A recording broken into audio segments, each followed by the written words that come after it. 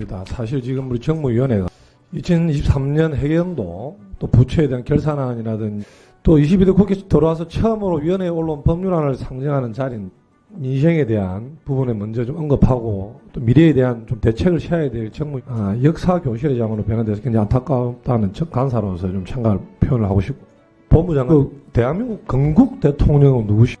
그 부분에 대해서는 제가 표현하는데 또 다른 해석이 일어나기 때문에 저는 별로 대답 드리고 싶지 않습니다. 초대 대통령은 누구?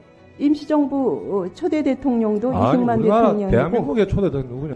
정부 수립 후에도 초대 대통령은 이승만 대통령님. 뭐 당당하게 말씀하시면 되지 무슨 논쟁이 어디 있습니까? 대한민국이 어떻게 수립돼서 2년 뒤에 48년 대한민국 정부 수립 5월 10일 날 총선거가 그리고 198명의 국회의원이 만들어집니다. 거기서 헌법을 제정한 그래서 국회에 내에서 대통령과 부통령을 선출하지 않습니다. 건국대 초대 대통령이 유승만 부통령이 이시영 아닙니까? 이 부분에 대해서는 제가 법무부 장관이 대한민국의 건국 대통령을 제대로 말을 못했습니다. 말씀을 드렸습니다. 48년 12월 유엔 총회에서 대한민국의 한반도에서 유일하게 합법 정부 승인을 하지 않습니까? 유엔 총회. 그 지금 대한민국을 48년대 건국 대통령으로 인정하지 않고 대한민국의 정부 수립을 48년 인정하지 않는 북한이 지금 대한민국 정부를 인정하지 않는 겁니다. 역사적으로. 그래서 46년도 북조선 임시인민위원회를 구성하고 그 위원장을 김일성으로 하는 거 아닙니까? 48년 9월 조선인민민주주의 공화국을 만드는 겁니다.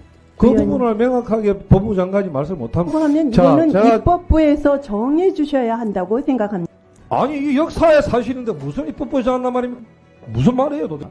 뭐 논쟁을 할 생각은 없고 또 논쟁도 아닙니다. 이거는 명백히 놓아있는 사실이고 뭐 장관이 표현 저는 건국 대통령이라 생각하는데 초대 대통령 이승만 대통령에 대해서 손합하고 실대가 바로 김일성 계례전 거예요.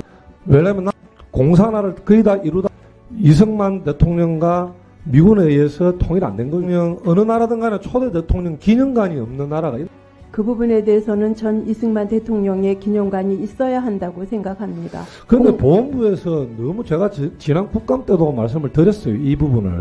지금 역대 대통령 기념관이 다 있잖아요. 그죠? 그리고 역대 아닌 뭐 미국의 조지 워싱턴 기념관이 이 부분에 대해서는 건국절 건국과 관련된 건 행안부에서 해야 할 소관입니다. 보훈부에서 그렇게 무책임한 답변하시면 안 되고 그래서 기념관 필요하다는 인정하시죠?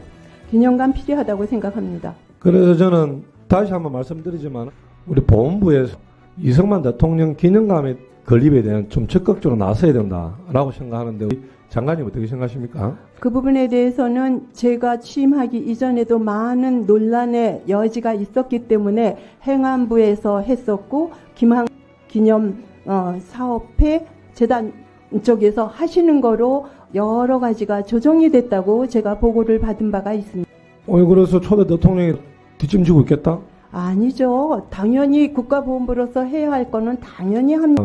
또 결산에 대해서 한 가지 질의하겠습니다. 보훈부가 그죠? 행정착오라든지 여러 가지 또는 부정수급이 어차피 다 밝혀지는 거고 또 수사기관이 이첩이 되는 건 이 보훈부가 잘못해서 행정착오로 잘못 지급된 경우 그리고 수급금 소멸된 경우 지급액을 차고 지급하는 경우가 있는데 지금 2003년도 보험금액은 가호급 한수액 징수 결정액이 47억인데 반해 수납된 한수액은 고작 11억에 불과하더라고요. 수납률 24.8%에 불과하다.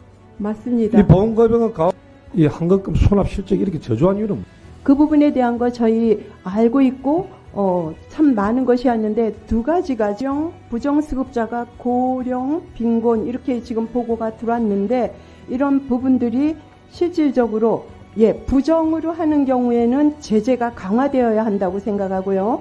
행정착오로 인해서 과호급금이 된 경우에는 데이터라든지 이런 거를 받아서 저희가 그것을 반영을 해야 하는데 그 부분이 개선이 되어야 하고 직원들의 역량을 좀 더 강화시켜야 한다는 그런 해법을 가지고 있습니다.